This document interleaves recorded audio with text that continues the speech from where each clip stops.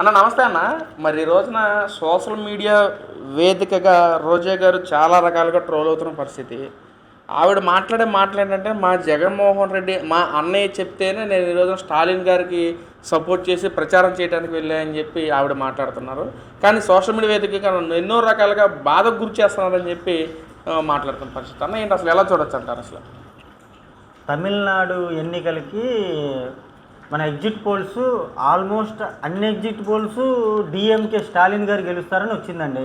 ఒక్క ఎగ్జిట్ పోలే విజయ్ గారు గెలుస్తారని వచ్చింది.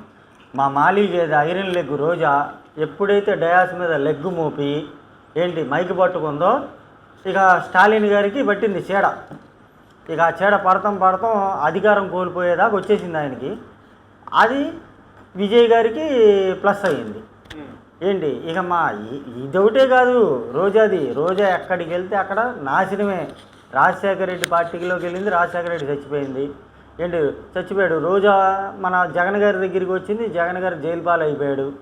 అలాగా మహానుభావురాలు రోజా ఇవాళ సోషల్ మీడియాలో అసలు పూర్తిగా బీభత్సంగా ట్రోల్ అవుతుంది. ఈ మాత్రం అంటే ఈ రోజున విజయ్ గెలవడానికి గల కారణం కూడా జగన్మోహన్ రెడ్డి గారి ఫోటోనే. అది జగన్మోహన్ రెడ్డి క్రేజ్ అని చెప్పి వైసీపీ నాయకులందరూ మాట్లాడుతున్నారు. ఇటు వైసీపీ కార్యకర్తలు కూడా మాట్లాడుతున్న పరిస్థితి అన్న ఏంటి? ఇప్పుడు పిచ్చోళ్ళ గురించి వెంటనే కానీ లైవ్లో ఇదే చూస్తున్నాం సామెత ఉంది చూసారా, అలాగుంది ఈ జగన్మోహన్ రెడ్డి కార్యకర్తలకు కానీ జగన్మోహన్ రెడ్డి సోషల్ మీడియా వాళ్ళకి కానీ. ఇక 4 రోజులు అయితే ఈ పేటీఎం గాళ్ళు ఉంటారు, జగన్మోహన్ రెడ్డి పేటీఎం గాళ్ళు, వీళ్ళకి మీడియాలో ఆ సాక్షి ఛానల్లో కూర్చొని పకోడీ ఛానల్లో ఇవే మాట్లాడతారు.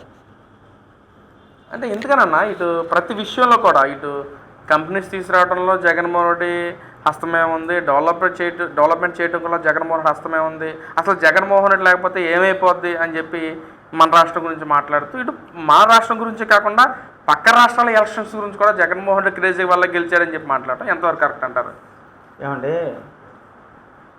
పాదయాత్ర చేసిన తర్వాత 2019లో 151 సీట్లు ఇచ్చింది ఆంధ్ర రాష్ట్రం జగన్మోహన్ రెడ్డికి.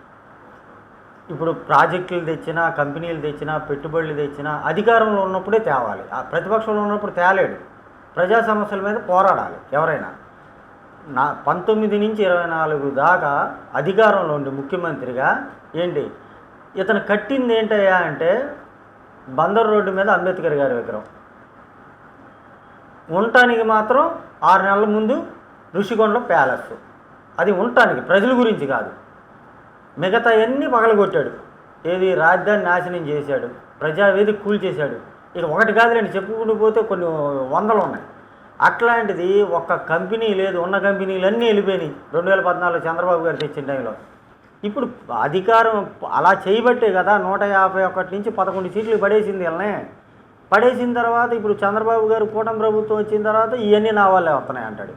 ఇప్పుడు జనాలు నవ్వుతారు, కానీ ఇతను మాటలుంటే దేంతో నవ్వుతారో అర్థం కాదు. అలా ఉంటుంది ఇతనిది. ఇతను ఏం లేదండి, ఖాళీగా ఉంటున్నాడు. ఏదైనా వచ్చిందనుకో అది నా వల్లే వచ్చింది. ముందేమంటాడు, అది సరైనది కాదు అంటాడు. జనాల్లో రెవల్యూషన్ రాగానే ఉంటాడు, అది నేనే తెచ్చాను అంటాడు. ఇక అతనే స్టాండ్ అయితే తిన్నంగా లేదు. ఇతను మాట్లాడిందే ఇక బ్యాండ్ మేళంగా లైన్గా వచ్చి లైన్గా వీళ్ళందరూ మొత్తం బిగిన్ అవుతుంటారు.